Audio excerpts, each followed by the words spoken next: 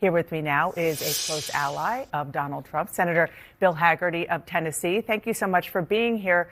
Sir, first question is, have you spoken with President-elect Trump about what occurred? And is he happy in the end with how it played out?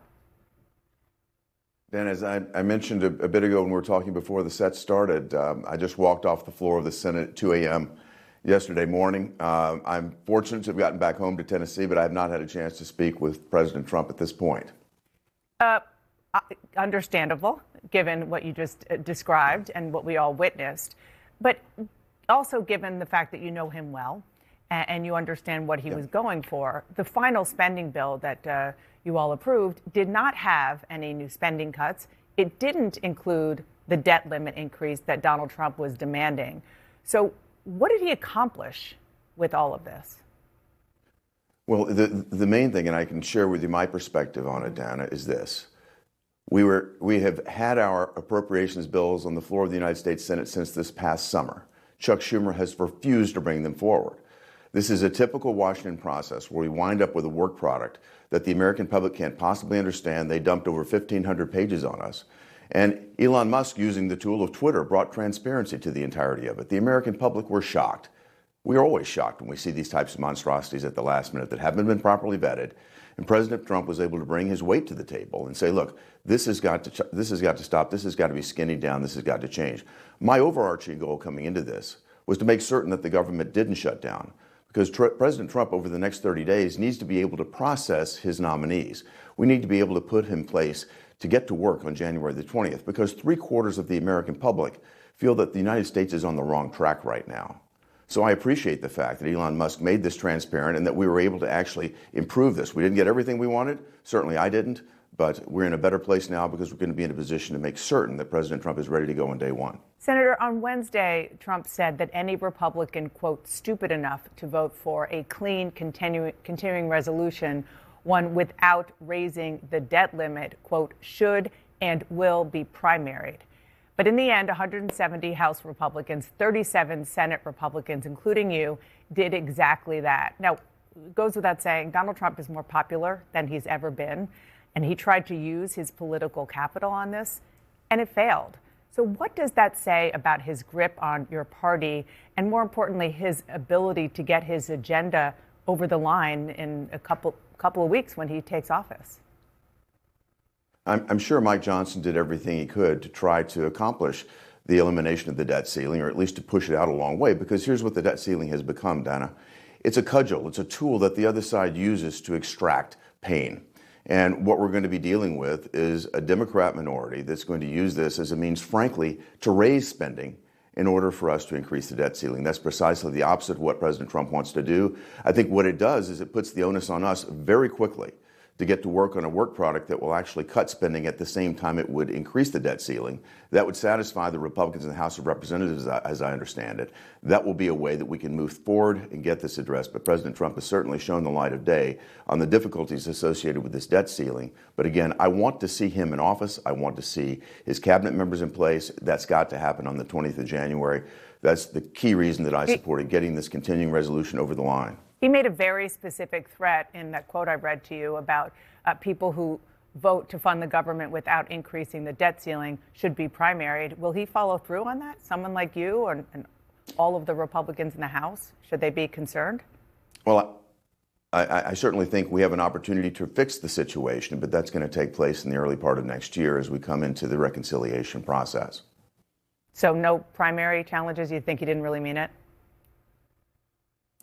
I'm not saying he didn't mean it, but I see he highlighted the concern about the debt ceiling. I think everybody appreciates that right now, and I think we're going to be razor focused on addressing that. There's a means to do this during the reconciliation process, and it puts a great deal of pressure on the Republicans in the House and in the Senate to make certain that we get to work together, and I look forward to doing that. You know, the interesting thing about this entire process, though, is President Trump has been extremely involved in it, but where was President Biden? The sitting president was not engaged with us at all in this process. And as it unfolded, the American public must have wondered, where is our president? Then the Wall Street Journal breaks the fact that I guess the greatest, or one of the greatest media malpractice stories of our lifetimes has taken place.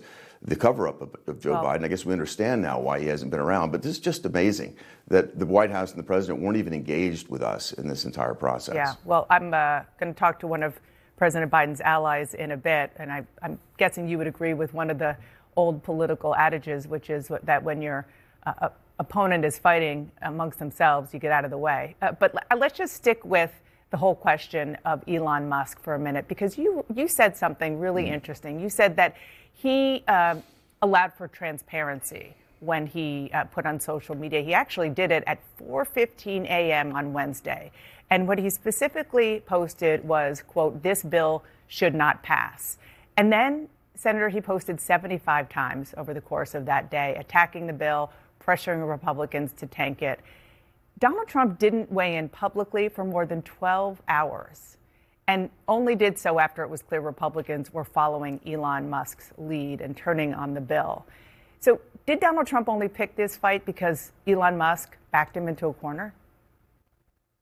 I certainly wouldn't say that, and I say thank God Elon Musk bought Twitter, because that's the only way we would even know what's in this bill. Otherwise, the conspiracy between the government and Twitter would have continued, and this would have all been covered up. But the fact is that Elon Musk exposing this meant that every one of our offices was inundated with calls from our constituents. The American public wanted to see this change. Donald Trump was speaking on behalf of the American public. Again, he's just the president-elect. The current president is AWOL, but Donald Trump stepped up and said, "Look, this is what needs to happen." And I think all of my constituents were there, or the calls at least that I got in my office. Elon Musk's transparency helped make that happen.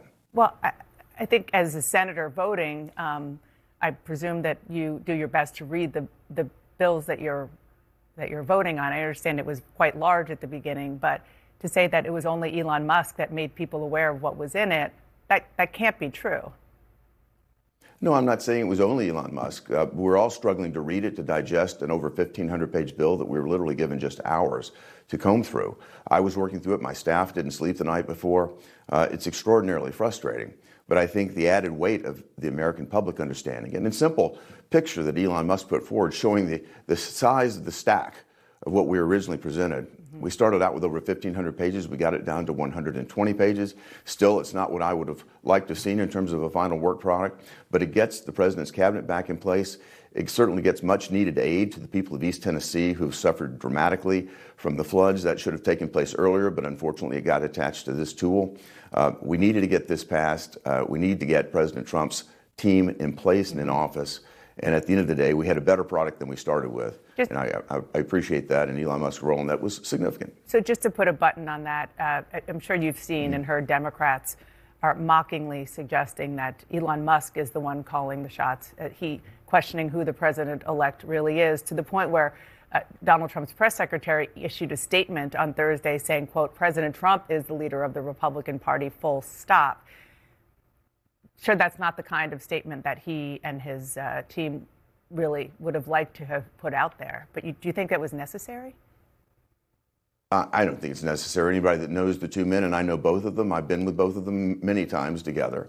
I think President Trump is clearly the leader. He's going to be the leader of the free world in 30 days. In fact, he's already the leader. If you look at what's happening with people coming to see him in Mar-a-Lago, the changes that have taken place, the European Union saying maybe they're going to go ahead now and supplant Russian LNG with U.S. LNG, the UK stepping up its defense budget in advance of President Trump coming into office. He already is the leader of the free world. You're and as we know, Joe Biden has gone AWOL. You're comfortable with Elon Musk's role? And media speculation or what the Democrats might say to try to get under people's skin doesn't bother me a bit. Elon Musk is, again, the richest person in the world. He's been extraordinarily successful, building companies that are unlike any other. And I'm appreciative of the fact that President Trump has that type of talent available to advise him. Senator, thank you so much for being here this morning. I hope you and your family have a